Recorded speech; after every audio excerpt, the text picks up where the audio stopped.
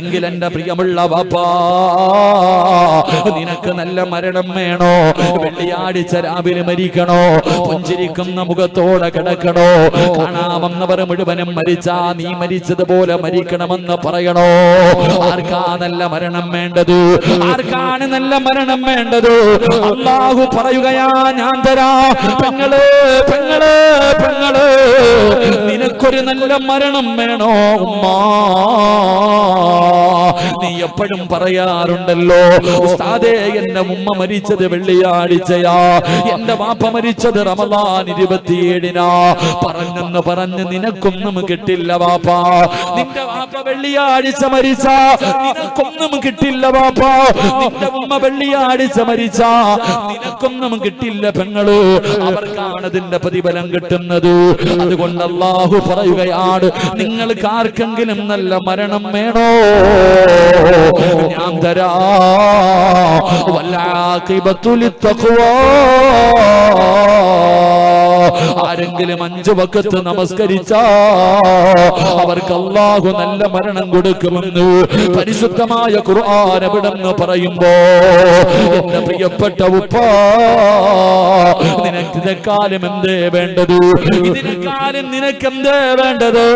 നമസ്കരിക്കുന്നവന് പടച്ചവൻ നല്ല മരണമാണ് നൽകുന്നത്. 3-ാമത്തെ പ്രതിഫലം എന്തെന്നറിയുവോ? 3-ാമത്തെ പ്രതിഫലം എന്താ?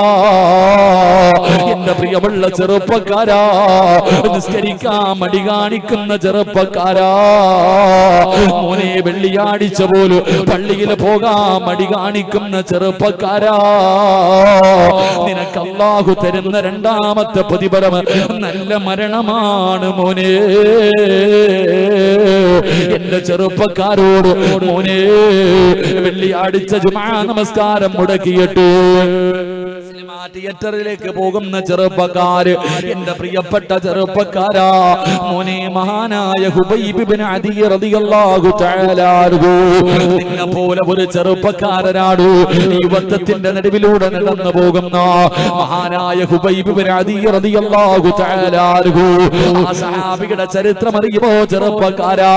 നിന്നെ പോലെ ഒരു ചെറുപ്പക്കാരനാണ്, വിവാഹം കഴിച്ചിട്ടില്ല, ഒരുപാട് സ്വപ്നങ്ങളും മോഹങ്ങളുമായി ജീവിച്ച ചെറുപ്പക്കാരനാ ഹുബൈബ് ഇബ്നു അദി റളിയല്ലാഹു തആല അൻഹു. മുസ്ലിമായതിന്റെ പേരിൽ ശത്രുക്കൾ പിടിച്ചുകൊണ്ട് വരികയാണ്. അവിടുന്ന് തൂക്കിക്കൊല്ലാൻ പിടിച്ചുകൊണ്ട് വന്നു. അവിടുന്ന് കൊല്ലാൻ സമയമായപ്പോ താഴെ നിൽക്കുന്ന ശത്രുക്കൾ ഹുബൈബിന്റെ കൂട്ടുകാരാ, ഹുബൈബിന്റെ കൂടെ കളിച്ച് ചലിച്ച് നടന്നവരാ. അവര് പറയുന്നു, ഹുബൈബ്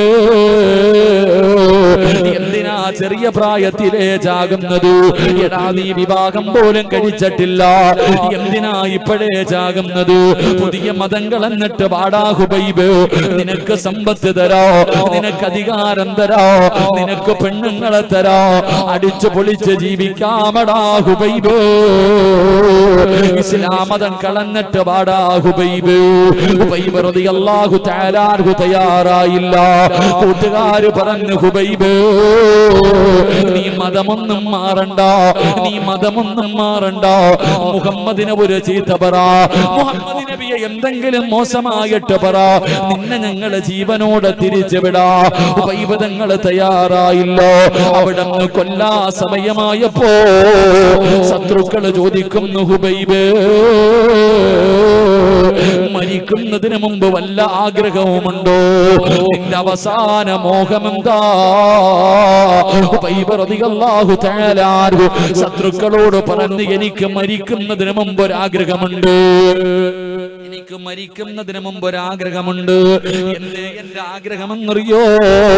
എനിക്കൊന്ന് 2 റക്അത്ത് നമസ്കരിക്കണം, എനിക്ക് നമസ്കരിക്കാൻ ഒരു അവസരം തരുമോ? ശത്രുക്കൾ അവിടെ അനുവാദം കൊടുത്തു. ഹുബൈബ് ഇബ്നു അദി റളിയല്ലാഹു തആല അൻഹു അവിടെ ഉദുവെടുത്തിട്ട് 2 റക്അത്ത് നമസ്കരിക്കുകയാ. 2 ചെറിയ സൂറത്തുകളാണ് ഓതിയത്. പെട്ടെന്ന് നമസ്കാരം കഴിഞ്ഞു. സുജൂദിൽ കിടന്നു കരയുന്നു, നാദാ എപ്പോ നമസ്കരിച്ചാലും വലിയ സൂറത്തുകളാണ് ഞാൻ ഓതാറ്. ഇന്ന് ചെറുതാണ് ഓതിയത്. ഇഷ്ടമില്ലാഞ്ഞിട്ടല്ല, ആഗ്രഹമില്ലാഞ്ഞിട്ടല്ല, കൊതി തീർന്നിട്ടില്ല അല്ലാ. പിന്നെ എളുപ്പത്തിൽ നമസ്കരിച്ചതിന്റെ കാരണം എന്തെന്നറിയുമോ? എന്നെ നമസ്കാരം നീണ്ടുപോയാൽ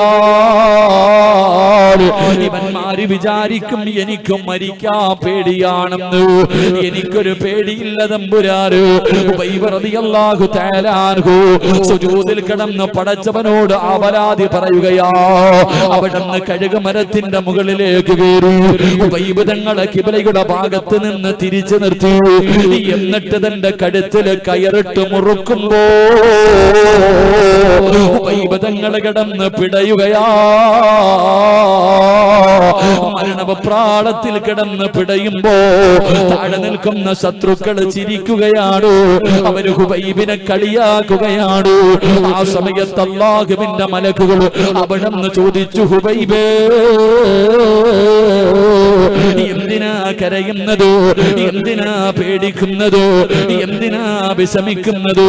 അതാ സ്വർഗത്തിന്റെ പട്ടുവസ്ത്രം കയ്യിൽ പിടിച്ചുകൊണ്ട് മലക്കുകൾ നിൽക്കുന്നത് നോക്കു ഹുബൈബേ. നിന്നെ സ്വീകരിക്കാനാ, നിന്നെ കൊണ്ടുപോകാനാ. കരയല്ലേ ഹുബൈബ്, കരയല്ലേ ഹുബൈബ്.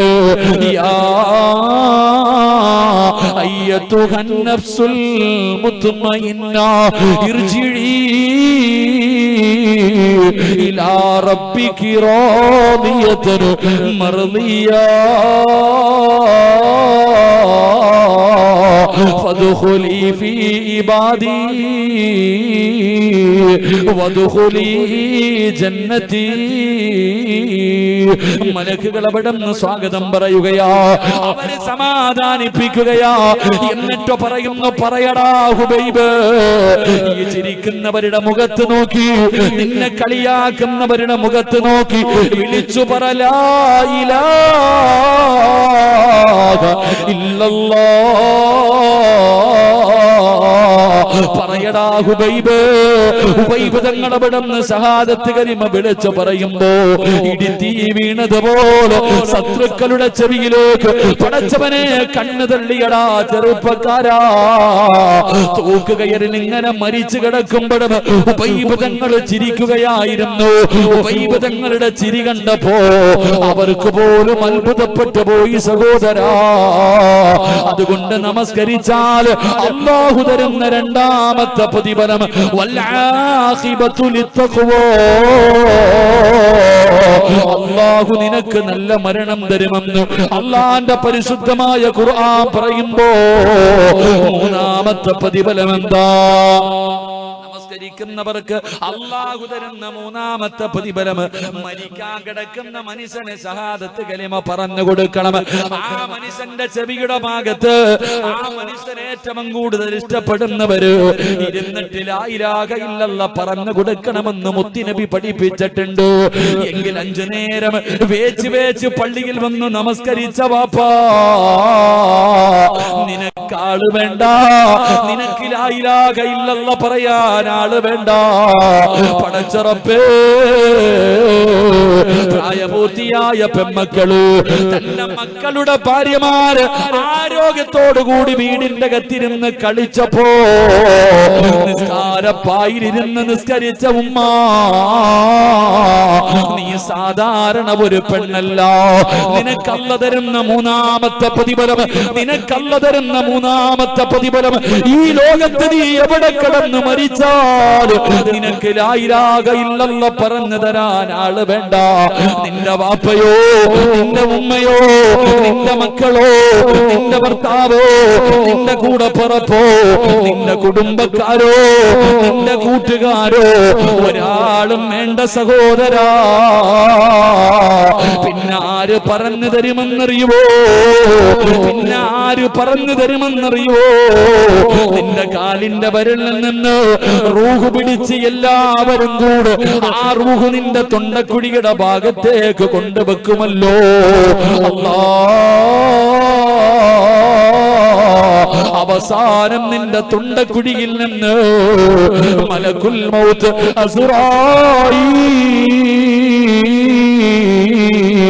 അസുറായിൽ എന്ന് പറയുന്ന മലക്കുണ്ടല്ലോ, നിന്റെ തൊണ്ടക്കുഴിയിൽ നിന്ന് റൂഹ് പിടിക്കാ തുടങ്ങുന്ന സമയത്ത് ആ മലക്കു പറഞ്ഞു തരികയാ, പറവാപ്പാ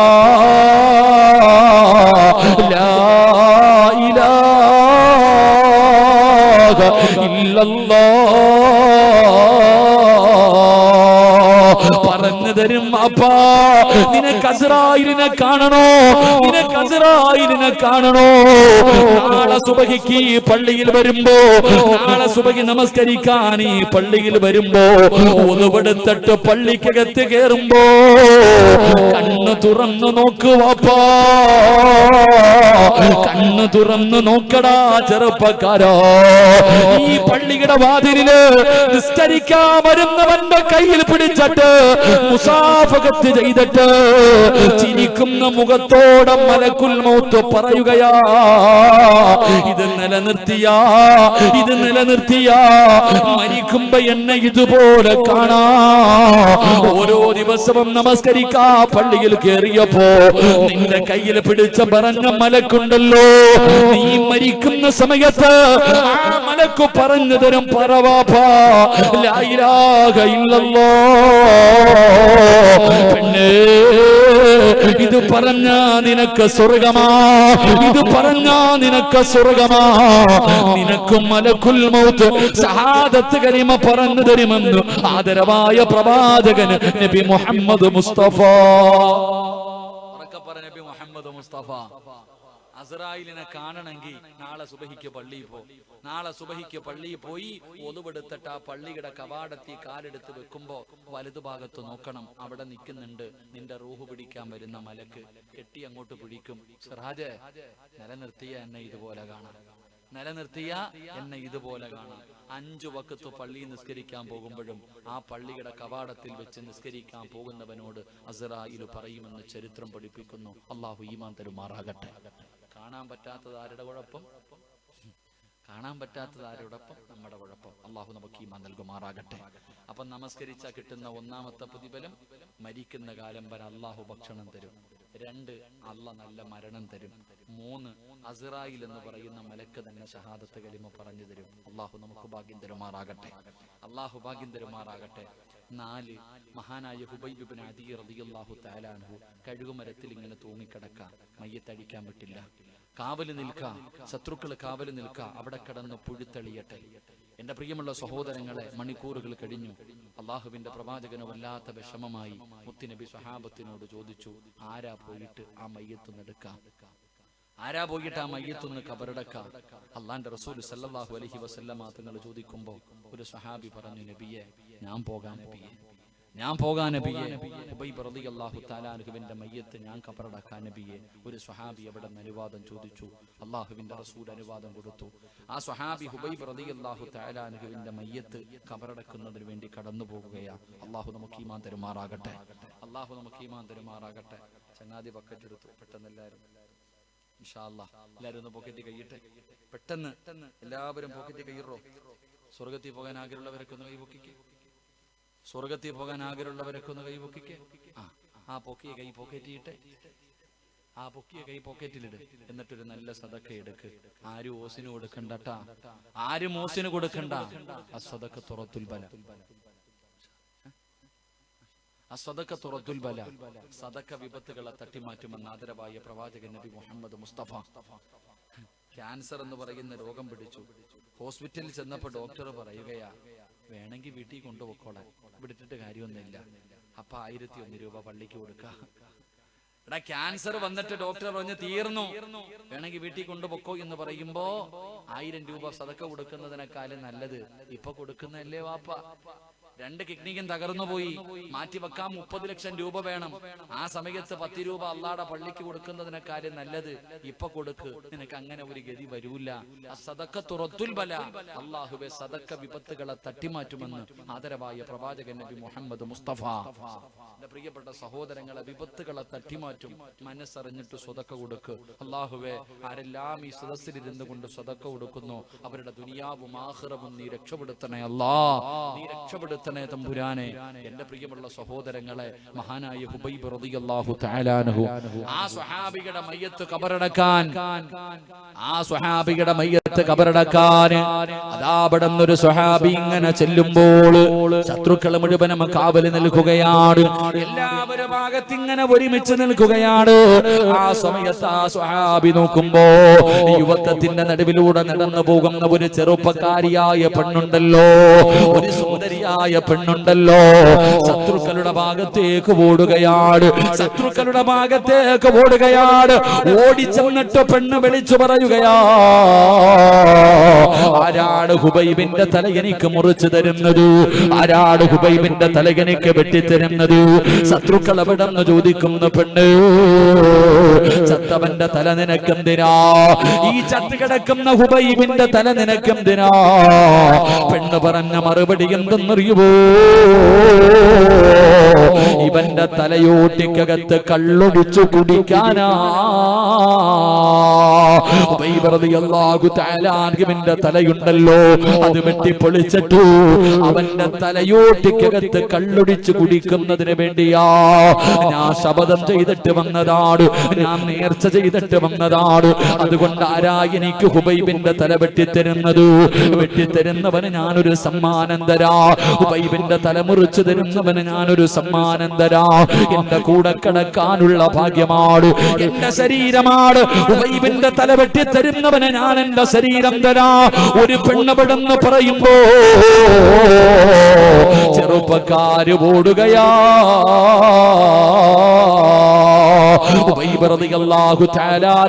തലമുറിക്കാര് വാളെടുത്തുകൊണ്ട് ഓടുമ്പോ ഈ സഹാബി ഒരു ഈന്തപ്പന മരത്തിന്റെ മുകളിൽ കയറി. എന്താണ് നടക്കുന്നതെന്നറിയണമല്ലോ. മരത്തിന്റെ മുകളിലേക്ക് ചെല്ലുമ്പോ സുബ്ഹാനല്ലാഹ്, ജീവനും കൊണ്ടോടുകയാ. തങ്ങളുടെ തലവെട്ടാൻ പോയവന്മാര് മുഴുവനും പരക്കം പായുന്ന രംഗമാണ് കാണുന്നത്. എല്ലാവരും ജീവനും കൊണ്ടോടുകയാണ്. എന്താണ് നടന്നതെന്നറിയില്ല, എന്താണ് സംഭവിച്ചതെന്നറിയില്ല. സ്വഹാബി അവസാനം മരത്തിന്റെ മുകളിൽ നിന്ന് താഴെ ഇറങ്ങി. അല്ലാഹു തആല അൻഹുവിന്റെ ജനാസ തൂക്കിയിട്ടിരുന്ന സ്ഥലത്ത് ചെല്ലുമ്പോ ജനാസ കാണുന്നില്ല. ഹുബൈബ് തങ്ങളുടെ ജനാസ കാണുന്നില്ല. പൊട്ടിക്കരഞ്ഞുകൊണ്ട് ഇലാ ഹദ്റത്തി റസൂലില്ലാഹ്, അല്ലാഹുവിന്റെ പ്രവാചകന്റെ മുന്നിലേക്ക് ഓടുകയാണ്. നടന്നത് മുഴുവനും പറഞ്ഞു കൊടുത്തു. നബിയേ, ജനാസ കാണുന്നില്ല നബിയേ, ഹുബൈബിന്റെ മയ്യത്ത് കാണുന്നില്ല നബിയേ. സഹാബാ, എന്റെ ഹുബൈബിനെ ഖബറടക്കിയ സഹാബാ. ആരാ ഖബറടക്കിയത്? എടാ, ജീവിതത്തിൽ അവസാനത്തെ മോഹമെന്തെന്ന് ചോദിച്ചപ്പോ നിസ്കരിക്കണമെന്ന് പറഞ്ഞ ഹുബൈബ് ഇബ്നു അദി റളിയല്ലാഹു തആല അൻഹു ആ സ്വഹാബിയുടെ മയ്യത്ത് ഖബറടക്കിയത് ആരാടാ? ചെറുപ്പക്കാരാ, മോനെ, പ്രതിഫലം വേണോ? നിസ്കരിക്കുന്നവർക്ക് അല്ലാഹു തരുന്ന, നിസ്കരിക്കുന്നവർക്ക് അല്ലാഹു തരുന്ന നാലാമത്തെ പ്രതിഫലം എന്തെന്നറിയുവോ? ഒരു ദിവസം നിന്റെ കുടുംബക്കാര് മുഴുവനും നിന്നെ താങ്ങിയെടുത്തിട്ടു വീടിന്റെ സൈഡിൽ ഒരുക്കി വെച്ചിരിക്കുന്ന ഒരു സ്ഥലത്ത് കൊണ്ടുപോയി മലർത്തി കിടത്തിയിട്ടു ചൂടുവെള്ളത്തിൽ നിന്റെ ജനാസ കുളിപ്പിക്കുമല്ലോ, നിന്റെ മയ്യത്ത് കുളിപ്പിക്കുമല്ലോ, അവിടെ നിന്ന് ഉളുവെടുപ്പിക്കുമല്ലോ. എന്നിട്ട് കൊച്ചുകുട്ടികളെ താങ്ങിയെടുത്തുകൊണ്ട് വരുന്നത് പോലെ എടുത്തുകൊണ്ട് വന്ന് വീടിന്റെ അകത്ത് ഒരുക്കി വച്ചിരിക്കുന്ന 3 കഷ്ടം വെള്ള തുണിയുടെ മുകളിൽ നിന്നെ കൊണ്ട് മലർത്തി കടത്തുമല്ലോ ചെറുപ്പക്കാരാ. എന്നിട്ട് റബ്ബേ കുറച്ചു പഞ്ഞികളെടുത്തിട്ടു സുഗന്ധം തേച്ചിട്ടു നിന്റെ മൂക്കിന്റെ ദ്വാരത്തിലേക്ക് പഞ്ഞി വെക്കുമല്ലോ. മൂക്കിന്റെ ദ്വാരം പഞ്ഞി കൊണ്ടടയ്ക്കുന്നേ, കാണേണ്ടവർ കണ്ടോ ഇതാ പൊതിയുന്നേ. മയ്യത്തുകട്ടിൽ തോളിലേക്കുയരുന്നേ, പുരയ്ക്കുള്ളിലപ്പോൾ രോദനം ഉയരുന്നേ. അരുമക്കിടാങ്ങൾ വാപ്പയെ വിളിക്കുന്നേ, അതിനുത്തരം നൽകാതെ നീ കിടക്കുന്നേ. മൂക്കിന്റെ ദ്വാരത്ത് പഞ്ഞി കിടത്ത് വെച്ചു, ശരീരത്തിന്റെ ഭാഗങ്ങളിൽ പഞ്ഞി വെച്ചു. എന്നിട്ട് എല്ലാവരും കൂടെ 3 കഷ്ടം തുണിയിൽ നിന്നെ വരിഞ്ഞു കെട്ടികെട്ടു. ഈ പള്ളിയിൽ നിന്നുകൊണ്ട് വീടിന്റെ മുന്നിൽ വെച്ചിരിക്കുന്ന മയ്യത്ത് കട്ടിലിന്റെ അകത്തേക്ക് നിന്നെ എടുത്ത് മലർത്തി കിടത്തിയിട്ട് ലാ ഇലാഹ ഇല്ലല്ലാഹ് എന്ന് പറഞ്ഞിട്ട് കൊണ്ടുവരുമല്ലോ. നമസ്കരിച്ച ചെറുപ്പക്കാരാ, നമസ്കരിച്ച വാപ്പാ, ഈ പള്ളി തികയൂല. മയ്യത്ത് നമസ്കരിക്കാൻ ഈ പള്ളി തികയൂല. ഇവിടെ കാലുകുത്താ സ്ഥലമില്ല. ഈ പള്ളിയും പരിസരവും മുഴുവനും നിറയുകയാ. ഈ പള്ളിയും പരിസരം മുഴുവനും കാലുകുത്താൻ പോലും സ്ഥലമില്ലാത്ത രീതിയിലോ നമസ്കരിച്ച നിന്റെ മയ്യത്ത് കൊണ്ടുവരുമ്പോ ഇവിടെ ആള് നിറയുകയാ. ആരാ വരുന്നത്? ഇന്ത്യയുടെ പ്രധാനമന്ത്രിയല്ല, ഇന്ത്യയുടെ പ്രസിഡന്റ് അല്ല, കേന്ദ്രമന്ത്രിമാരല്ല, പടച്ചവനെ മുഖ്യമന്ത്രിയല്ല, പ്രതിപക്ഷ നേതാവല്ല, MLA അല്ല. പിന്നെ ആര് വരുമെന്നറിയുമോ? ജനിച്ച കാലം മുതൽ മരിക്കുന്ന കാലം വരെ പാപം ചെയ്യാത്ത, പാപം പറയാത്ത, പാപം കാണാത്ത അല്ലാഹുവിന്റെ 70,000 മലക്കുകളുണ്ടല്ലോ. അവര് വരുമടാ ചെറുപ്പക്കാരാ. നമസ്കരിച്ച വാപ്പാ, നിന്റെ മയ്യത്ത് കബറടക്കോ, നിന്റെ മയ്യത്ത് നമസ്കരിക്കാ. അല്ലാഹുവിന്റെ 70,000 മലക്കുകൾ ഈ പള്ളിയിലേക്ക് കടന്നു വരുമെന്ന് ചരിത്രം പറയുമ്പോ അതിനല്ലേ മോനെ മരണമെന്ന് പറയുന്നത്? അതിനാടാ മരണമെന്ന് പറയുന്നത്. വമിനന്നാസി മയ്യശ്രീ നഫ്സഹു ബിത്തിഗാ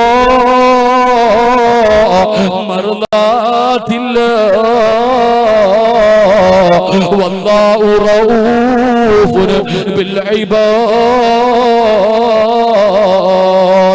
മരിച്ചാൽ അങ്ങനെ മരിക്കണേ ഉമ്മ, മരിച്ചാൽ അങ്ങനെ മരിക്കണം. ഈ പള്ളിയിൽ കാലുകുത്താ സ്ഥലമില്ല. 5 വഖത്ത് നിസ്കരിച്ച വാപ്പാടെ മയ്യത്ത് കൊണ്ടുവരുമ്പോ ഇവിടെ കാലുകുത്താ സ്ഥലമില്ല. അല്ലാഹുവിന്റെ മലക്കുകൾ ഇറങ്ങി വന്നിരിക്കുകയാ. ഉബൈബ് റളിയല്ലാഹു തആല അൻഹുവിന്റെ ജനാസ മലക്കുകൾ കബറടക്കി സ്വഹാബ. അല്ലാഹുവിന്റെ റസൂൽ അവിടെ നിന്ന് പറഞ്ഞു കൊടുക്കുമ്പോ 4ാമത്തെ പ്രതിഫലമാണ്. 5ാമത്തെ പ്രതിഫലം എന്തെന്നറിയുമോ? ഈ പ്രപഞ്ചം തന്നെ സൃഷ്ടിക്കാൻ കാരണക്കാരനായ അസ്റഫുൽ ഖൽഖി നബി മുഹമ്മദ് മുസ്തഫ സല്ലല്ലാഹു അലൈഹി വസല്ലമ തങ്ങളുടെ കൂടെ മുത്തുനബിയുടെ കയ്യിൽ പിടിച്ച് അല്ലാഹുവിന്റെ സ്വർഗ്ഗത്തിലൂടെ നടക്കാ അല്ലാഹു നിനക്ക് ഭാഗ്യം തരുമെന്ന് ആദരവായ പ്രവാചകൻ നബി മുഹമ്മദ് മുസ്തഫ അല്ലാഹു നമുക്ക് ഭാഗ്യം നൽകുമാറാകട്ടെ. അപ്പൊ 5 വഖത്ത് നിസ്കരിച്ച അല്ലാഹു 5 പ്രതിഫലം നൽകും. 1 മരിക്കുന്ന കാലം വരെ ഭക്ഷണം തരും. 2 അല്ലാഹു നല്ല മരണം തരും. 3 മരിക്കുന്ന സമയം മലക്കുൽ മൗത്ത് ഷഹാദത്ത് കലിമ പറഞ്ഞു തരും. 4 മയ്യത്ത് നമസ്കരിക്കാൻ 70,000 മലക്കുകൾ വരും. 5 മുത്തുനബിയുടെ കയ്യിൽ പിടിച്ച് സ്വർഗത്തിൽ പോകാനുള്ള ഭാഗ്യം കിട്ടും. അല്ലാഹു നമുക്ക് ഈമാൻ നൽകുമാറാകട്ടെ. അല്ലാഹു നമുക്ക് ഈമാൻ നൽകുമാറാകട്ടെ. ഇനി ഇതിനെക്കാളും പ്രതിഫലം പറഞ്ഞു തരാൻ എന്റെ കയ്യിലില്ല. അള്ളാഹു മരിക്കുന്ന കാലം വരെ 5 വഖ്ത് നിസ്കരിക്കാൻ അള്ളാഹു നമുക്ക് ഭാഗ്യം നൽകുമാറാകട്ടെ. അതുകൊണ്ട് പ്രവാചകൻ പറഞ്ഞു, നിങ്ങൾ സുജൂദുകൾ അധികരിപ്പിക്കും, സുജൂദുകൾ അധികരിപ്പിക്കുക. ഇപ്പൊ ഫർദ് മാത്രമേ നിസ്കരിക്കത്തുള്ളൂ. അങ്ങോട്ട് കയറും, ഇഖാമത്ത് കൊടുക്കുമ്പോൾ ചാടി കയറും, സലാം വീട്ടും ഓടുക. പിന്നെ എന്തിനാടാ മോനെ സുന്നത്തല്ല വെച്ചിരിക്കണേ? എന്തിനാ സുബഹിക്ക് മുമ്പ് 2, ദുഹ്റിന് മുമ്പും ശേഷവും, അസറിന് മുമ്പ്, മഗ്രിബിന് ശേഷം, ഇശായിക്ക് മുമ്പും ശേഷവും 2, 4 ആയിട്ടല്ല കാണാനല്ലല്ലോടാ വെച്ചേ. അത് പള്ളിയിലെ ഇമാമിന് മാത്രമുള്ളല്ലോ, പള്ളിയിലെ പ്രായമുള്ളവർക്ക് മാത്രമല്ലല്ലോ, അത് എല്ലാവർക്കും നിസ്കരിക്കാനുള്ളതാ. അപ്പൊ ചോദിക്കും, ഉസ്താദെ അത് സുന്നത്തല്ലേ ഉസ്താദെ, ചെയ്തില്ലെങ്കിൽ കുഴപ്പമൊന്നുമില്ലല്ലോ. അങ്ങനെ ആരാ പറഞ്ഞേ? നിനക്ക് സുന്നത്തിന്റെ മഹത്വം അറിയാഞ്ഞിട്ടാ, നിനക്ക് സുന്നത്തിന്റെ പ്രതിഫലം അറിയാഞ്ഞിട്ടാ. റസൂലുള്ളാഹി സ്വല്ലല്ലാഹു അലൈഹി വസല്ലമ തങ്ങൾ പറയുന്നു, സുന്നത്ത് നമസ്കാരത്തിന് വലിയ പ്രതിഫലമാ. ഒരു സുന്നത്ത് നമസ്കരിച്ചാൽ 12 കൊല്ലം ഇബാദത്ത് ചെയ്ത കൂലി കിട്ടുമെന്ന് മഹാനായ അബൂ നാസർ റളിയല്ലാഹു തആല അൻഹു, അല്ലാഹു നമുക്ക് ഈമാൻ നൽകുമാറാകട്ടെ. ഒരു സുന്നത്ത് നമസ്കാരത്തിന് എത്ര വർഷത്തെ ഇബാദത്തിന്റെ കൂലി? ഒന്ന് പറ, എത്ര വർഷത്തെ ഇബാദത്തിന്റെ കൂലി? 12 കൊല്ലം ഇബാദത്ത് ചെയ്ത കൂലി കിട്ടും ഒരു സുന്നത്ത് നിസ്കരിച്ച. അള്ളാഹു നിസ്കരിക്കാൻ ഭാഗ്യം തരുമാറാകട്ടെ. അള്ളാഹു നിസ്കരിക്കാൻ ഭാഗ്യം തരുമാറാകട്ടെ. നിസ്കരിക്കോ? നിസ്കരിക്കോ? ഇൻഷാ അല്ലാഹ് പറ, ഇൻഷാ അല്ലാഹ് പറ. രാത്രിയിലല്ല, പോകണ്ട, പേടിക്കണ്ട. രാത്രി 2 മണിക്ക് 3 മണിക്കാണെങ്കിൽ പെട്ടുപോയില്ലേ? ഇന്നത്തെ സമയം കഴിഞ്ഞു, ഇനി നാളെ നിസ്കരിക്കാൻ പറ്റൂ. ആ നമസ്കാരവേദ ഇന്നിന് നിസ്കരിക്കാൻ പറ്റൂല, സമയം കഴിഞ്ഞു, നാളെ മാത്രമേ ഇനി നിസ്കരിക്കാൻ പറ്റൂ. അൽഹംദുലില്ലാ, അള്ളാഹു നിസ്കരിക്കാൻ ഭാഗ്യം തരുമാറാകട്ടെ. നിസ്കരിക്കോ? നിസ്കരിക്കോ? നിയത്ത് ചെയ്യുന്നവരൊക്കെ കൈവക്ക്.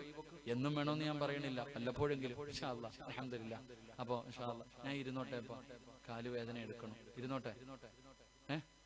പ്രയാസമൊന്നും ഇല്ലല്ലോ. അപ്പൊ ഞാനും ഇരിക്കാം ഇൻഷാ അല്ലാഹ്. എല്ലാവരും ഒന്ന് എന്നിട്ട് അടുത്തിരുന്ന് ഇൻഷാ അല്ലാഹ്. എല്ലാവരും അടുത്തിരിക്കണം.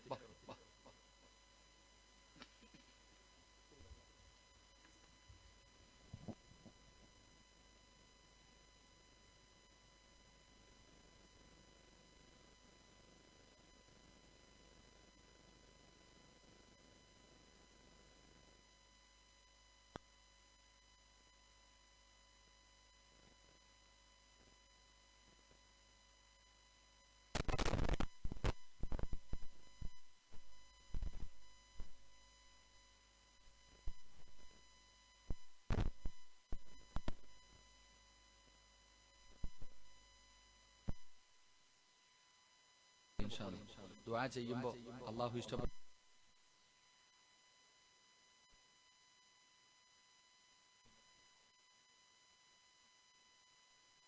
ഓന്തോടി എവിടെ വരെ ഓടും? നല്ല തിളച്ച നരകത്തിന്റെ തീ എന്തായിരിക്കും? അള്ളാഹു ആയാലും ഈ തിളച്ച വെള്ളം തരുമ്പോ തന്നെ എല്ലാം ഉരുകുന്നു. നാളെ നരകത്തിലൊരു വെള്ളം ഉണ്ടെന്ന് എടുത്തങ്ങോട്ട് ഒഴിച്ചു കൊടുത്ത് ആകട്ടെ.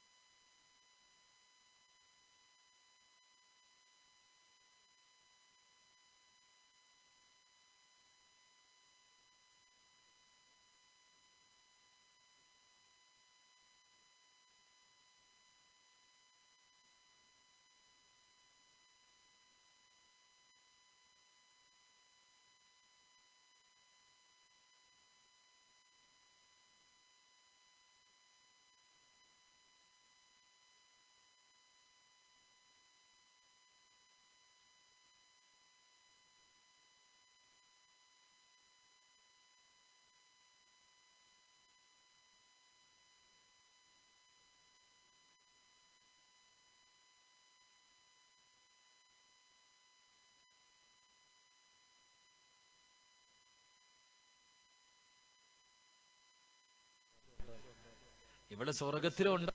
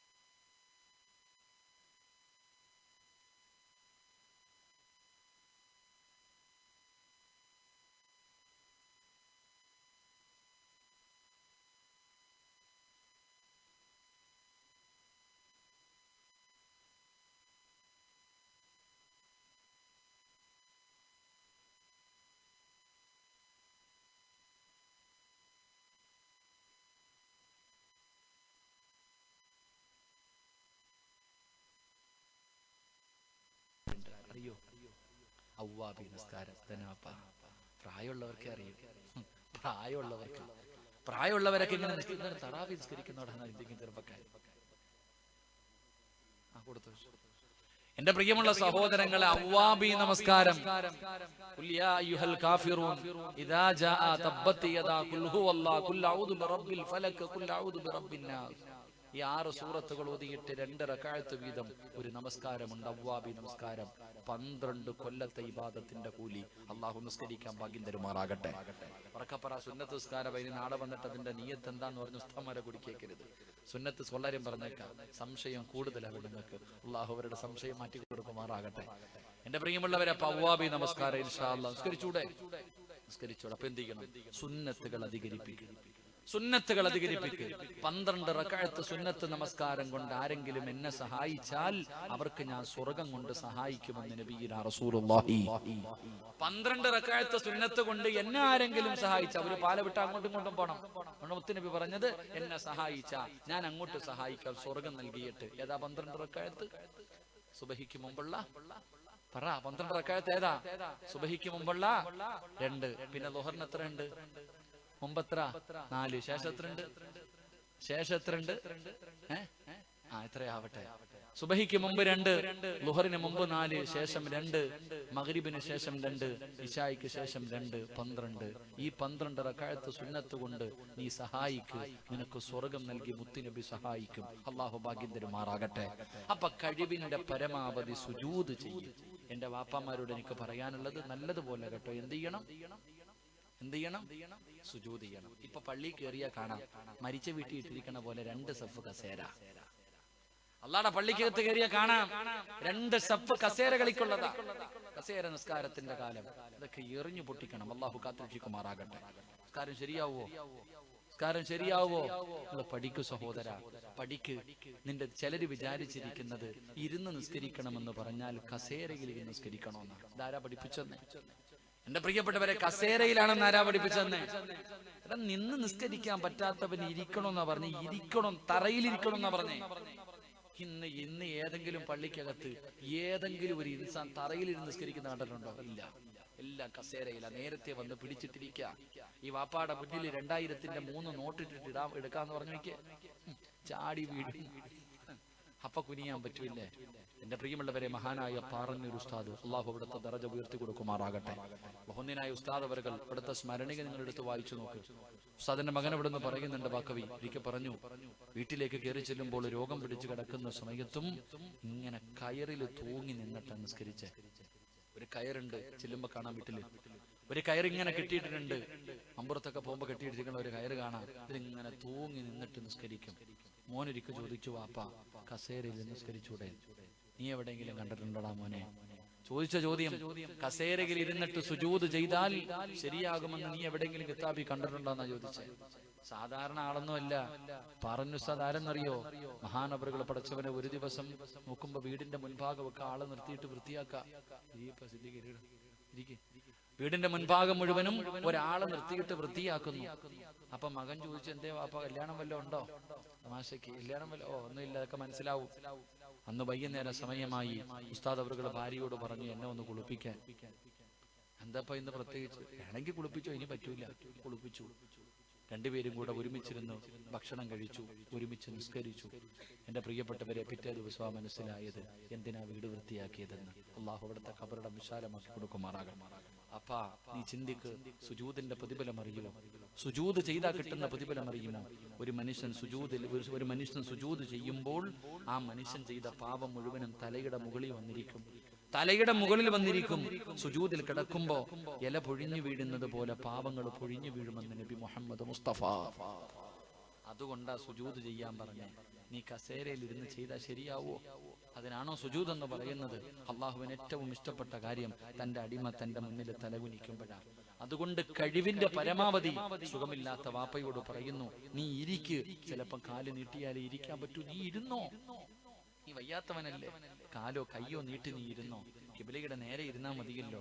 നിസ്കരിക്കുക വാപ്പ, ഒരു സുജൂദെങ്കിലും തറയിൽ ചെയ്യ്, കസേരയെന്നൊക്കെ ഒന്ന് മാറ്, ഒന്ന് ശ്രമിച്ചു നോക്ക്, നിന്നെ കൊണ്ട് പറ്റുമോ എന്ന്. സുജൂദുകൾ അധികരിപ്പിക്ക്. അള്ളാഹു നമുക്ക് ഭാഗ്യം നൽകുമാറാകട്ടെ. അള്ളാഹു ഭാഗ്യം നൽകുമാറാകട്ടെ. എന്റെ പ്രിയമുള്ള സഹോദരങ്ങൾ, അൽഹംദുലില്ലാഹ് സമയം 11:30 5 കാര്യങ്ങൾ പറയണമെന്ന ആഗ്രഹത്തോടു കൂടിയാ വന്നത്. പക്ഷേ സമയം അത് വല്ലാത്തതാ. ഇപ്പൊ 11:30 എന്റെ പ്രിയപ്പെട്ടവരെ ഞാൻ നിർത്തുകയാ. എന്റെ പ്രിയപ്പെട്ട സഹോദരങ്ങളെ, ഇവർക്ക് വലിയൊരു ആഗ്രഹമുണ്ട്. ഇൻഷാ അല്ലാഹ് അള്ളാഹു ആയുസ് തന്ന അടുത്ത കൊല്ലം വല്ലം വയലുണ്ടെങ്കിൽ ഇതുപോലെ കൂടിയിട്ട് ബാക്കി 4 കാര്യം പഠിക്കാം. അള്ളാഹു ആയുസ് നൽകുമാറാകട്ടെ. അള്ളാഹു ആയുസ് നൽകുമാറാകട്ടെ. എന്റെ പ്രിയപ്പെട്ടവരെ, ഞാൻ വന്നപ്പോൾ അവരെന്റെ അടുക്കൽ ഒരു ആഗ്രഹം പറഞ്ഞു. എന്റെ അടുക്കൽ ഒരു വലിയൊരു പേപ്പർ കൊണ്ടുവന്ന് കാണിച്ചു. ഉസ്താദേ, ഒരു ബിൽഡിംഗ് പണിയണം. ഇവിടെ ഒരു വരുമാനമില്ല, എന്തെങ്കിലും ഒരു വരുമാനം.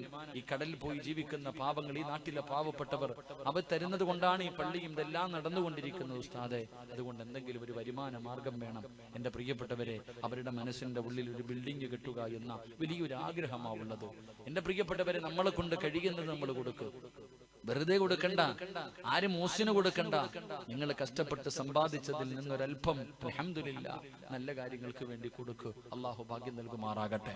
അള്ളാഹു ഭാഗ്യം നൽകുമാറാകട്ടെ. അപ്പൊ ഇൻഷാ അല്ലാഹ് നിർത്തല്ലേ. 5 കാര്യത്തിൽ ഒരെണ്ണം പഠിച്ചു. നിങ്ങൾ ഇരിക്കുമെങ്കിൽ ഞാൻ ഒന്നുകൂടെ പറയും, ഇല്ലെങ്കിൽ ഞാൻ ദുആ ചെയ്യും. എന്തു വേണം? ഇരിക്കോ? എന്നോ കൈപൊക്കിക്കേ. കാരണം വാക്ക് പാലിക്കാത്തതിന്റെ പേരിൽ അള്ളാഹു ആദം നബിയെ സ്വർഗത്തിൽ നിന്ന് പുറത്താക്കി. ഞാൻ 11:30 നിർത്താന്ന് പറഞ്ഞാൽ നിർത്തണം, ഇല്ലെങ്കിൽ ഞാൻ പുറത്താ. അള്ളാഹു കാത്തിരിച്ചിക്കുമാറാകട്ടെ. പറയണോ? വേണോ? അള്ളാഹു നമുക്ക് ഈമാൻ നൽകുമാറാകട്ടെ. മഹാനായ നബി മുഹമ്മദ് മുസ്തഫ സല്ലല്ലാഹു അലൈഹി വസല്ലമ തങ്ങൾ പറഞ്ഞു, എന്റെ കൂടെ നാളെ സ്വർഗത്തിൽ ഒരുമിച്ച് കൂടുന്ന 2ാമത്തെ വിഭാഗം അന വഖാഫിൽ യതീമി ഫീ ജന്നതി ഹഖദ. യതീമിനെ സ്നേഹിക്കുന്നവർ, യതീമിനെ സഹായിക്കുന്നവർ നാളെ സ്വർഗത്തിൽ എന്റെ കൂടെയാണെന്ന് നബി മുഹമ്മദ് മുസ്തഫ സല്ലല്ലാഹു അലൈഹി വസല്ലമ തങ്ങൾ പറഞ്ഞു. യതീമിനെ സ്നേഹിക്കുക, യതീമിനെ സഹായിക്കുക, അതെന്താണെന്ന് മുത്തുനബിക്ക് അറിയാം. കാരണം മുത്തുനബി യതീമായിരുന്നു. ഉപ്പാനെ കണ്ടില്ല, ഉമ്മയെ കാണുന്നതിന് മുമ്പേ ഉമ്മ പോയി. സ്നേഹിക്കാൻ കഴിഞ്ഞില്ല.